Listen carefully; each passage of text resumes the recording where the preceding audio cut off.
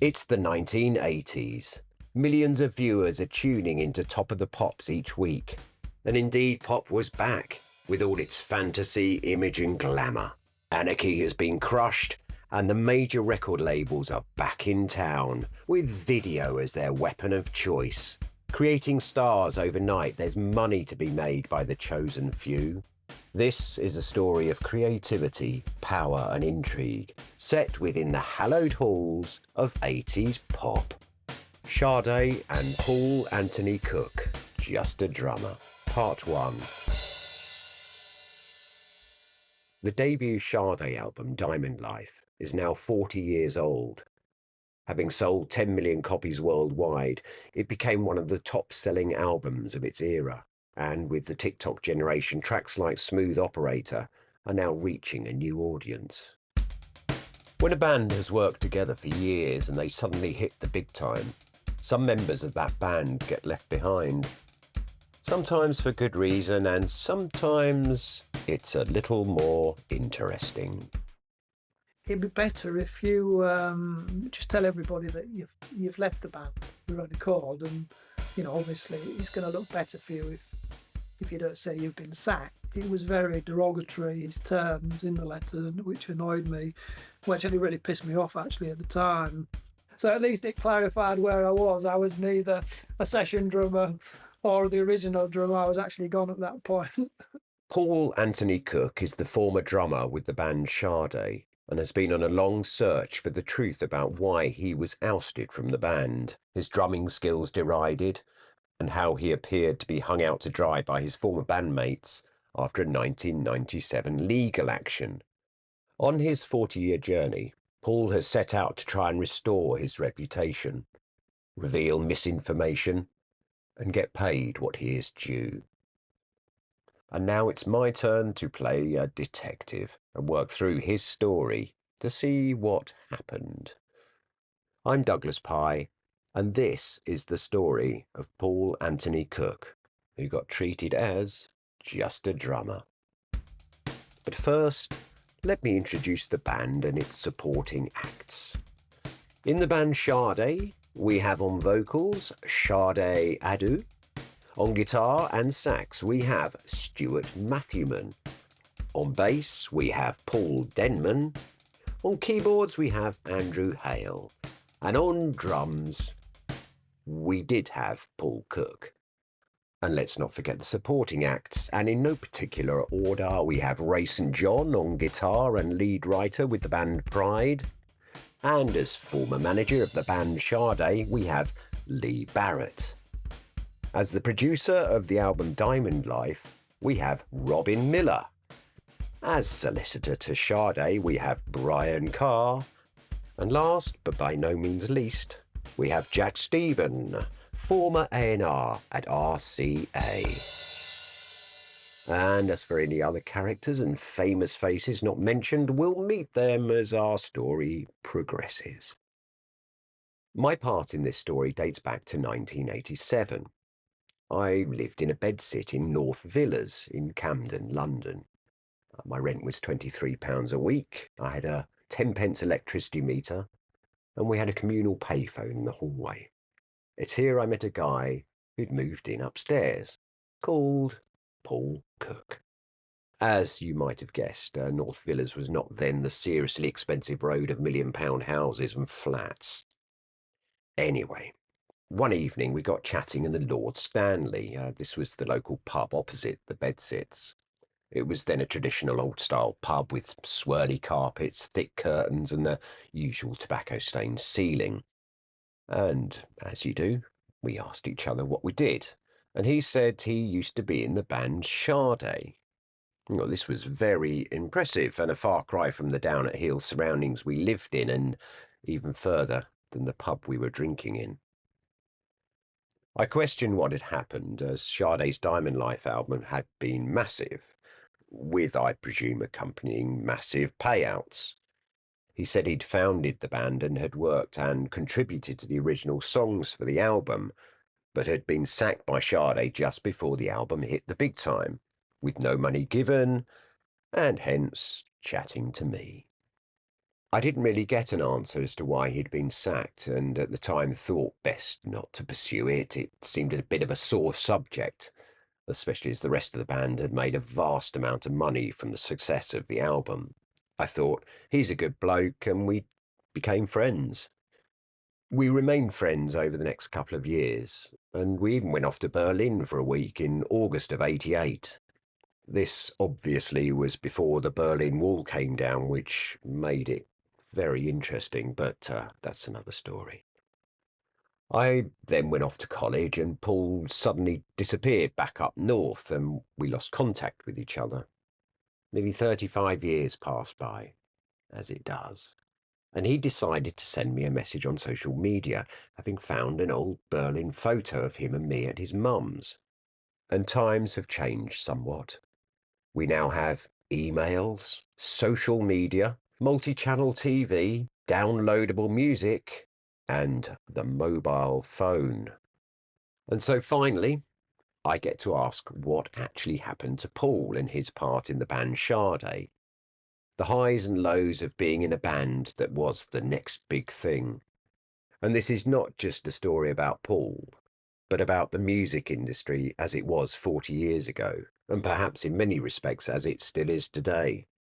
Firstly, to be clear, this Paul Cook is not the Sex Pistols drummer, and indeed, to save confusion, Paul Cook was renamed Paul Anthony Cook, with an E. This, I believe, was suggested by Sade. The Sex Pistols were so last year, and yuppies were in. And after all these years, I'm here at King's Cross Station about to hop on a train to Hull to catch up with Paul. Paul was brought up in Hull and moved back in 1990, and has since got married, had 3 children, worked on various music projects, become a teacher and taught music and media, and has also worked as a gardener. And Hull.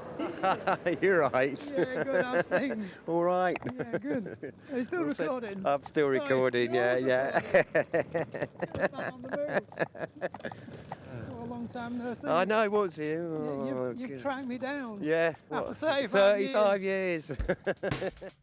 And we're now heading back to Paul's house with a little diversion down a place called Mayfield Street, and back to 1979, where, in this area of northeast England, our story of the band Sade begins.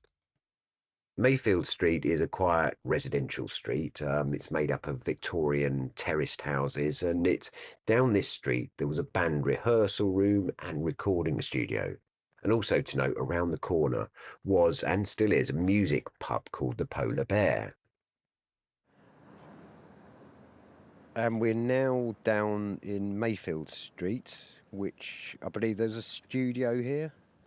Are we actually, is this where it was? Yeah, this is it. That gate was the entrance there. So you used to go through the little door and then into the back into the rehearsal studios. This is where we rehearsed in my first band, the Posers, and this area was the heart of the whole music scene, along with the Polar Bear, which was the meeting place for musicians at the time. And nothing's changed really. The door's there, the entrance is there, but is it still a rehearsal studio? You mentioned the Posers. When and how did the Posers start life? Yeah, it was in the summer of '79, and I saw an advert for a drummer in the Hull Daily Mail. So I called the number and spoke to Paul Denman, who was the bass player evidently, and also the lead singer of the band, which was called the Posers. So I went for an audition to this very spot down Mayfield Street and got the job. We were both originally from East Hull. It panned out, which gave us a connection to that area.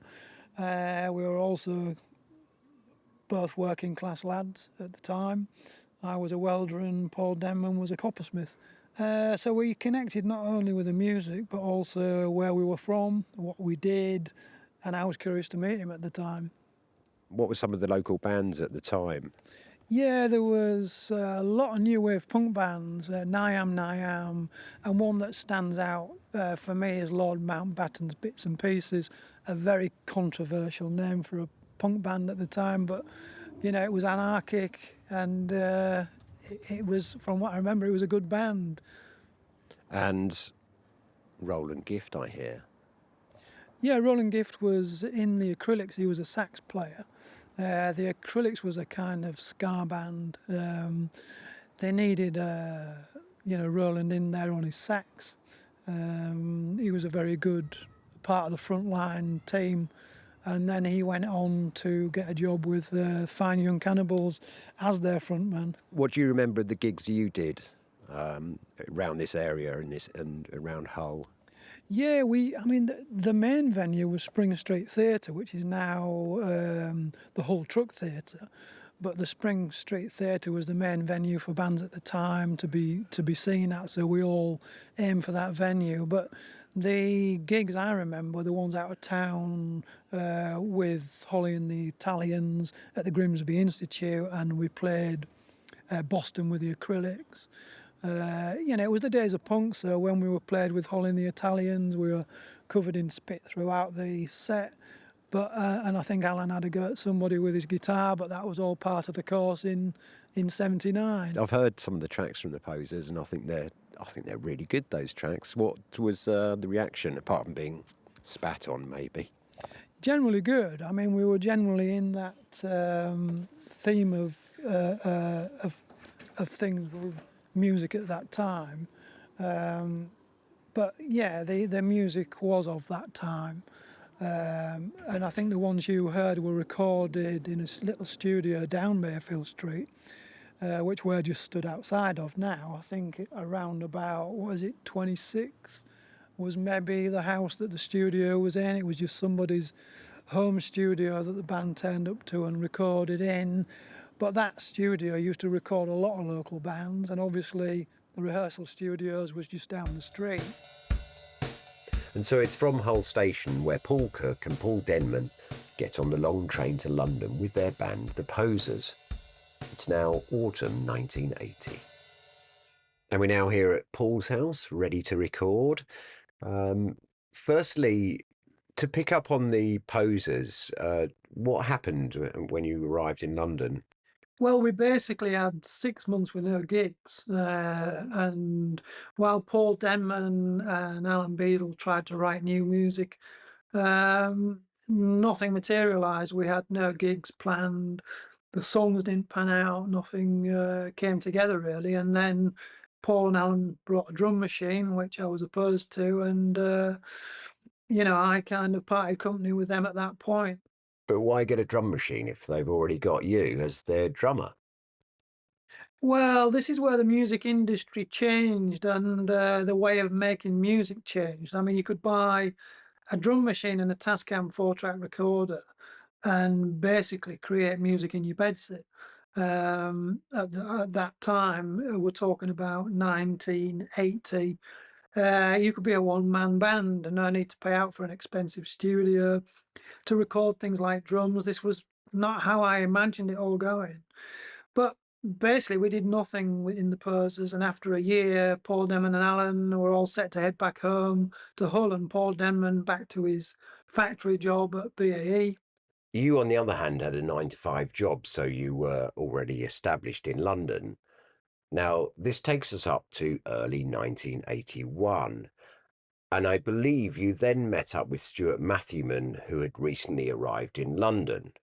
Although there was a whole connection between your parents, I believe you and Stuart hadn't actually met before? No, we hadn't actually met before. Stuart had been in a band called The Odds and had probably seen the Posers play. He knew of me and Paul, no doubt. But as far as I was aware, he wanted to be a sax player in a jazz funk band and had come down to London to try his luck. So I got his number through my father and gave him a call, and he said to me he was auditioning for a band and that they might need a drummer. So I first met up with Stuart in his bedsit in Earls Court with his friend from Hull, John Rose, who had driven him down evidently and was paying for him to stay in London at that time. And what were your first impressions of Stuart? Well, Stuart and John were a real laugh. I mean, a bit out there, but they were also from West Hull and from a different background to me. Both had extremely well-off families. I mean, I got on with them, that wasn't a problem. But there wasn't the same connection I shared with Paul Denman, who was from the same area as me in Hull. And so what happened with the audition? Well, Stuart went to an audition for a band called Arriva in Barnet, and I went along with him. And when I was in the rehearsal studios, I was asked by the manager to play the drums on one song. And this is where we first met Helen Adu, or Sade, as she's now known. And she was actually on the street waiting for us when we got off the bus. Subsequently, me and Stuart got the jobs as drummer and sax player in the band, and the band manager, Lee Barrett, asked me if I knew of any good bass players or any other musicians. So I took Stuart to see Paul Denman at his bedsit in Islington, and he then went and auditioned for Pride and Lee Barrett. And Paul Denman gets the job. So now all three Hull boys are in the band, which the manager, Lee Barrett, then renames Pride. And this is where your connection with Sade begins, I believe. Firstly, though, tell me about Lee Barrett and what he was trying to create. Lee managed Arriva, which he had now renamed Pride when the Hull boys joined. He'd known most of the band at his school in the Barnet area in London for a very long time, and he was an interesting character. And everyone in the band Pride kind of looked up to him. He'd lived in New York for about a year, and when he was only 20, and he came back with all these ideas of how he wanted the band to sound, like based on his experiences in New York. Everyone listened to him and thought he was a really cool character, and he did a really good job bringing everyone together. He was a good manager in that respect. What was Sade's part in the band? And what were your impressions of her at this time? I didn't really take much notice of her at the time. She was one of the backing singers, one of the side players in Pride. Ray St. John was the main musician of the band and songwriter, and there was singer Nick Moxham and obviously the manager Lee Barrett. These were the main guys and leaders of the band. So what happened to the original Arriva drummer and bass player? Well, I think Lee just said they could get lost, and we're going to run with the Northern guys in the band Pride, as he wanted a harder edge to Pride. What do you think the difference was between them and you guys? I just think it was down to that Northern grit. We tended to play our instruments harder. I definitely hit my drums harder than him. There was always a harder edge to musicians in the North. Bands like Joy Division, New Order. Myself and Paul had been into a band called A Certain Ratio at the time, and just loved to rock out compared to Southern musicians who didn't have the same influences in London as Northern musicians did. They might have heard The Clash or Sex Pistols, but generally London had a more cosmopolitan vibe compared to the North. There is that old joke about latte drinking Southerners, and I think it was just that. And with Lee's experiences in New York, he wanted a harder feel to the band, and we provided it in every way. And how did the band work together on the songs? The process of writing the music was Ray St. John would bring in lyrics and strum his song on a guitar, and the rest of the band, me, Stuart and Paul, would jam to this and create a song together. I mean, our joining the band allowed the development of new ideas around the grooves within the music, due to mine and Paul's close association as a bass and drum team that worked well together. I mean, everyone picked up on this and started to develop the Pride sound around us.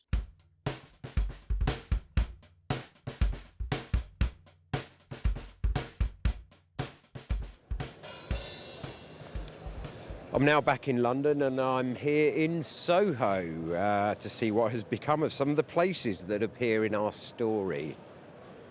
Soho's had a bit of a clean-up since the 1980s, but as you can probably hear, it's still as lively as ever.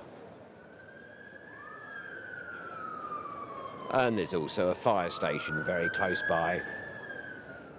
Firstly, I'm here on Greek Street, where back in the 1980s there was a club called Le Beetroot.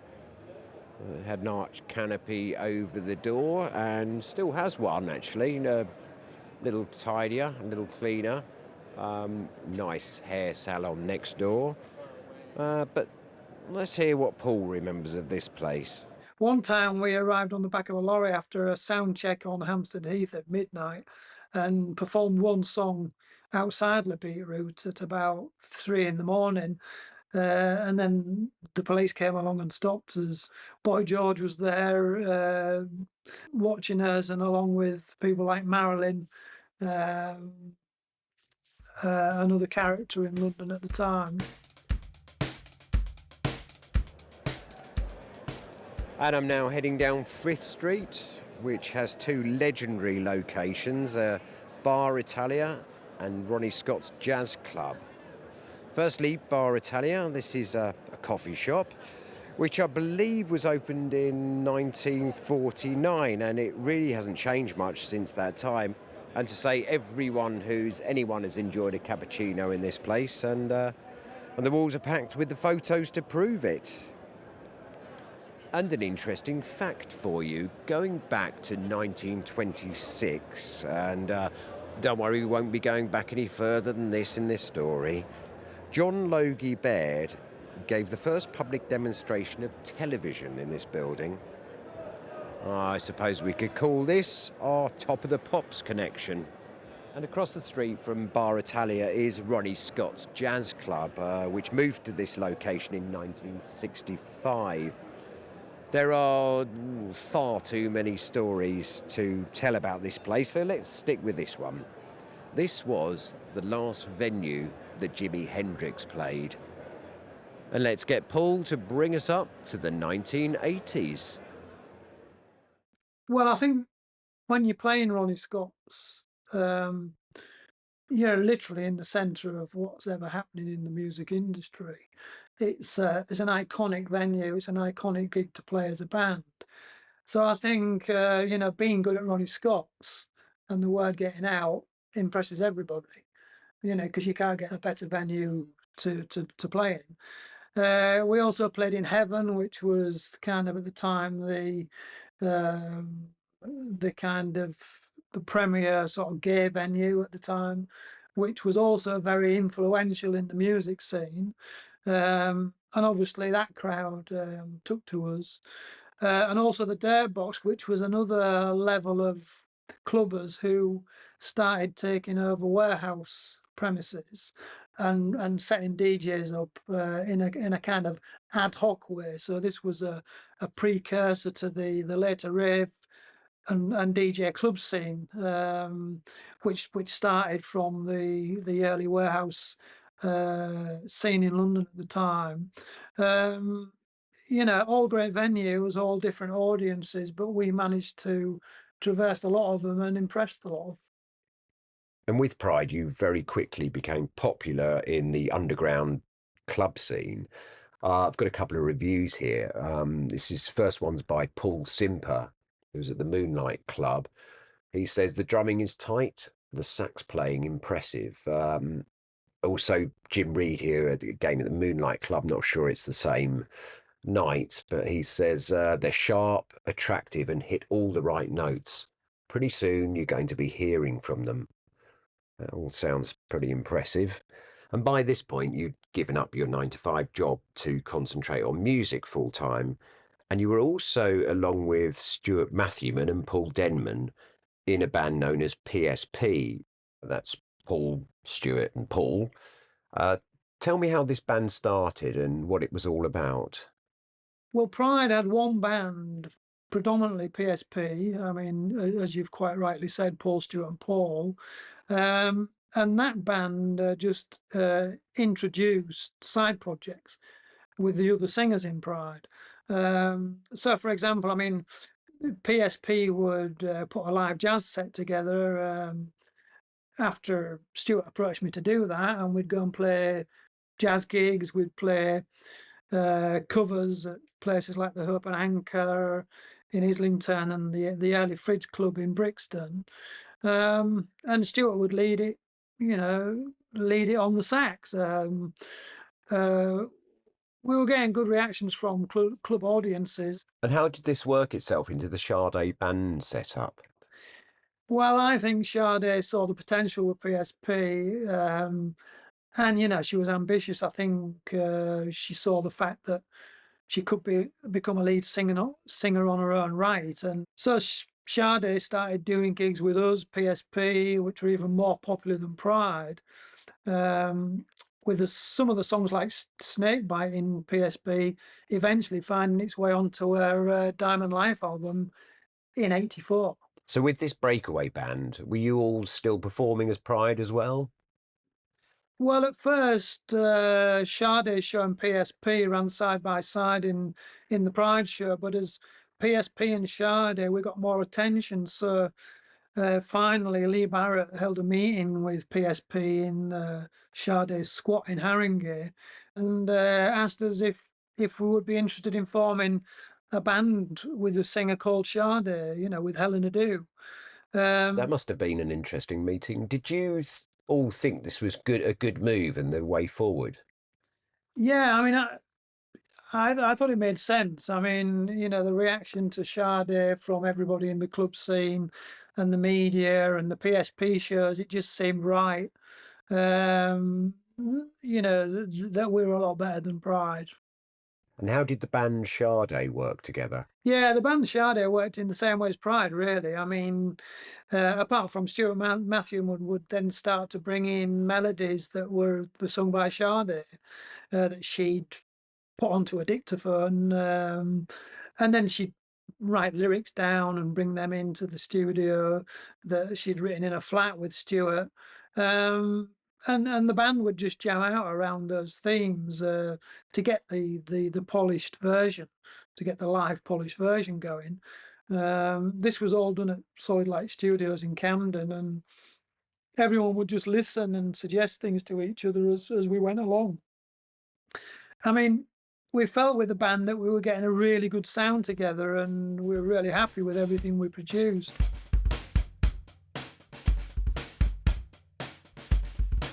And in part 2, we catch up with Paul as the band Sade begins its ascendancy. And Paul has a bit of a bizarre meeting with band manager Lee Barrett. Just a Drummer was written, edited, produced and presented by me, Douglas Pye. Music by Paul Cook, with Paul playing Premier drums as used on Diamond Life. And sound mixed by Guilt Free Studios. This was a Cook Pie production.